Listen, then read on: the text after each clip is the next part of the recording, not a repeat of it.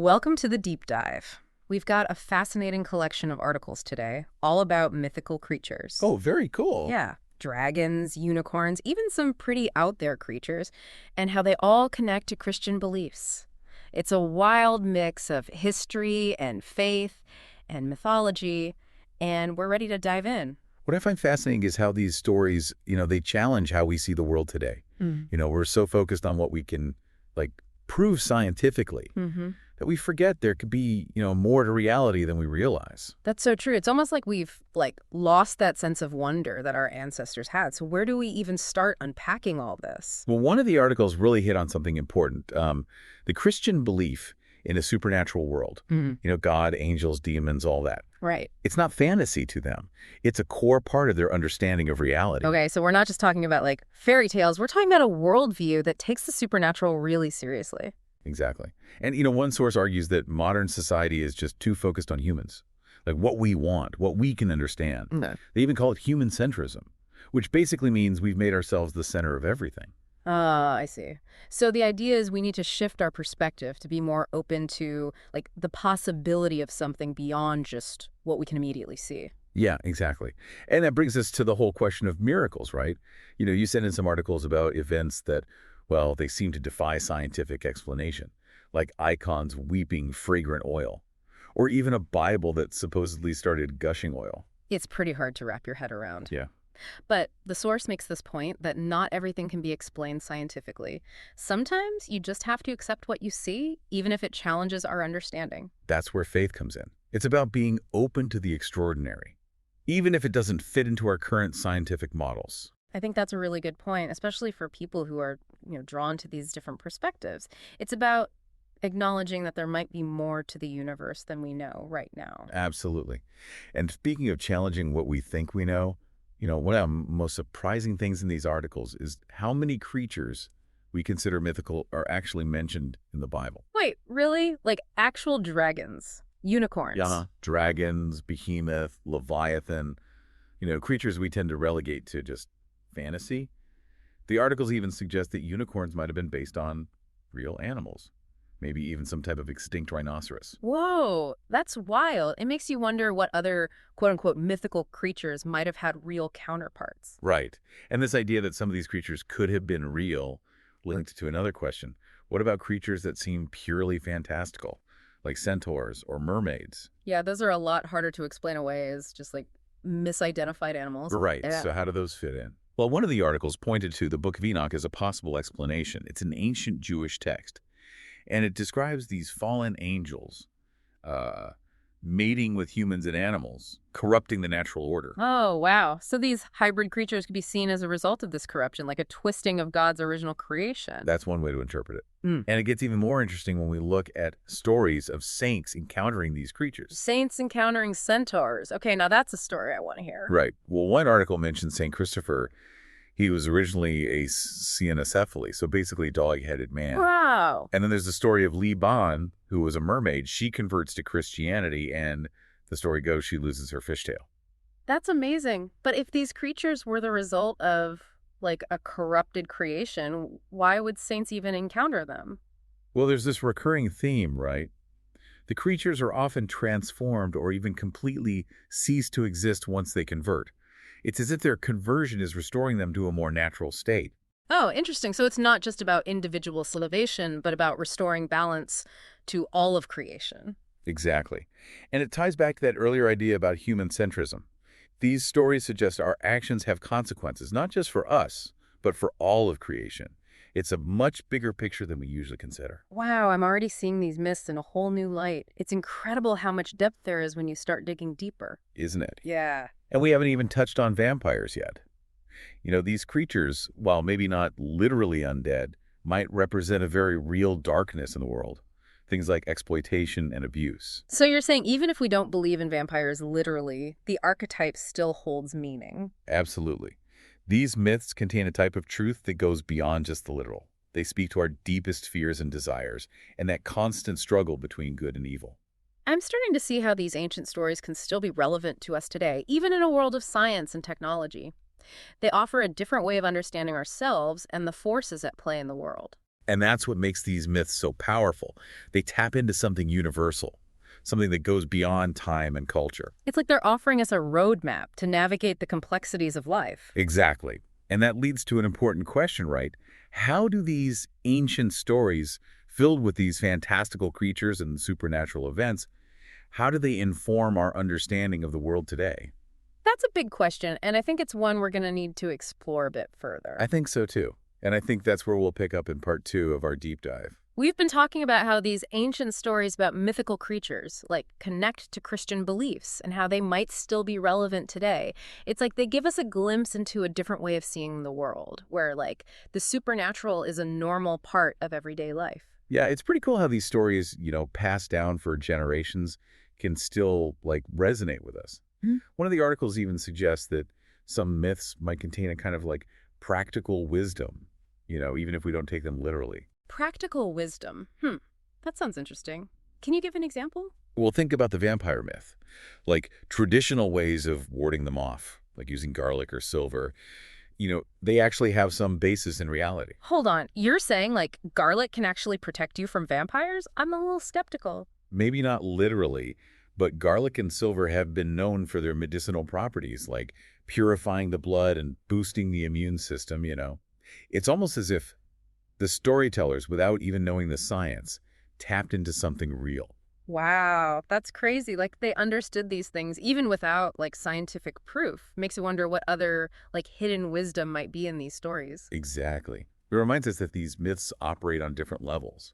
They're fun stories, but they also have deeper meanings and, real insights that could be useful. Okay, but let's bring it back to the listener for a sec. Why should they care about all this talk of mythical creatures and the supernatural? Like, what's the takeaway here? That's a good question. I think it comes down to this. Even if we can't fully understand it, accepting that there's a spiritual realm can have a huge impact on how we see ourselves in the world. It's like opening ourselves up to, like, a whole other dimension of reality, one that's maybe right there, but we just can't perceive it. Exactly. And that can change everything. Our values, our beliefs, how we deal with problems, our relationships.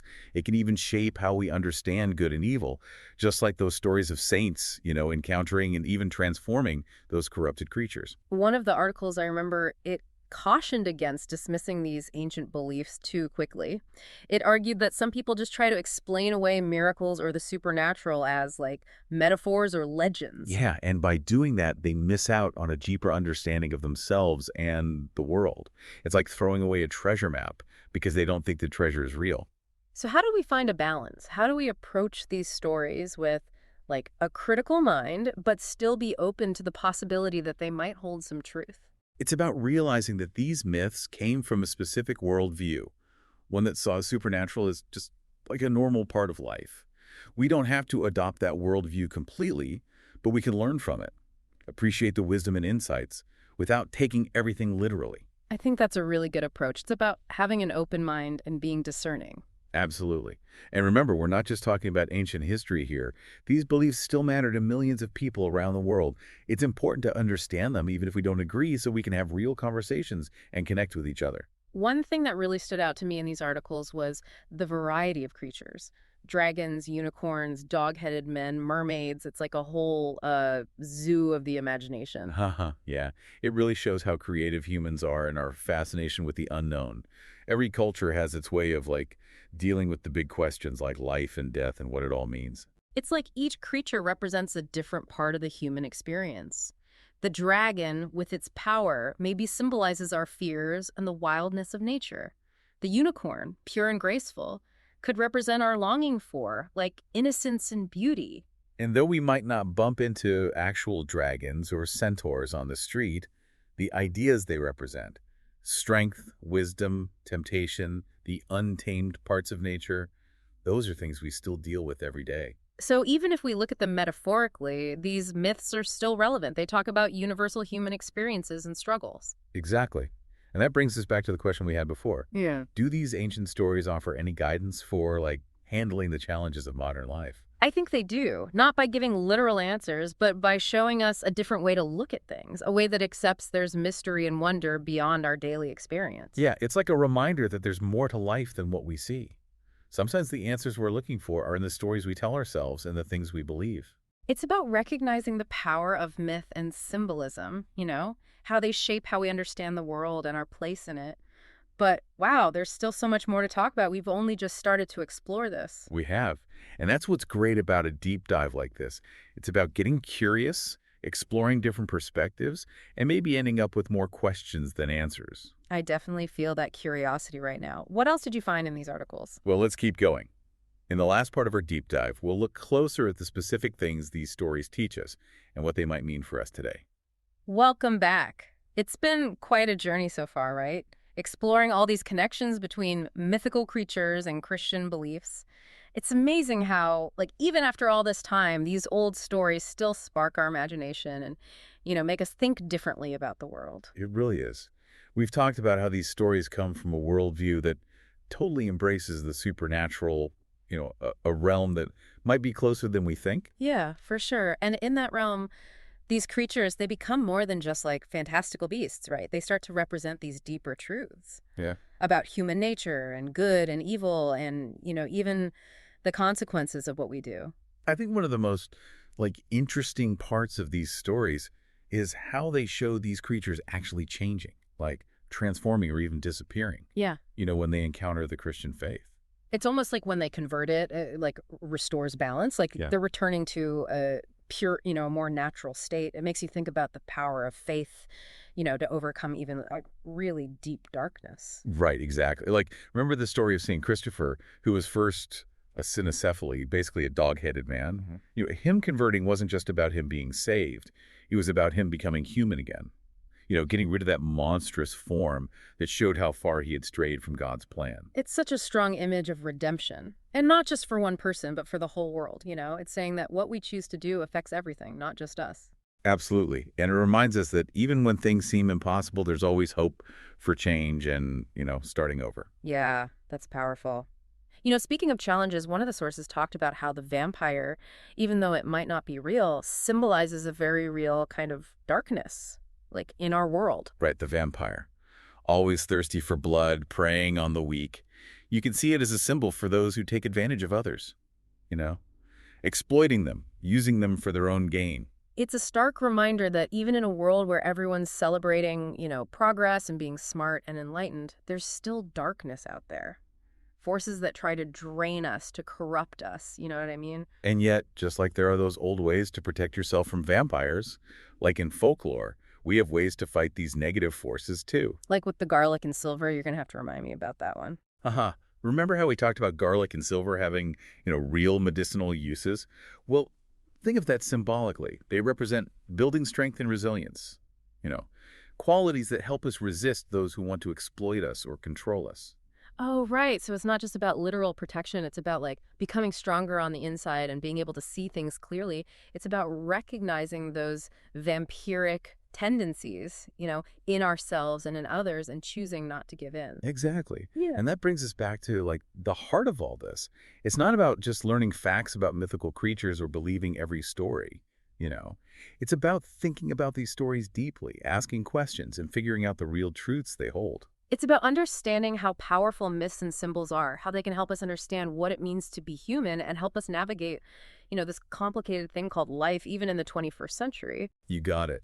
And as we wrap up this deep dive, I think it's important to remember that the Christian worldview we've been looking at, it's not about blind acceptance or being afraid of the unknown.